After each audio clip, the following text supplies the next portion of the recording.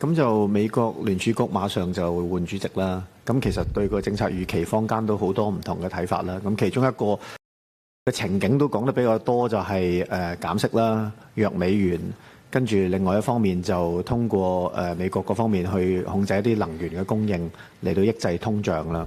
咁變咗弱美元，其實如果呢啲情景出現，或者聯儲局方面一啲比較大嘅政策改變，其實我哋應該一定有好多預警啦。咁但係如果弱美元一般嚟講，頭先都提到咧，我哋外匯基金可能80%都仲係美元資產。咁當然啦，弱美元對資產價值未必係差。方面我哋對於一啲比較大嘅改變眼前有冇做點樣嘅測算嚇？如果美元對整體美元如果真係弱勢，對整體我哋嗰個社會經濟有啲咩影響？咁呢度第一個問題啦。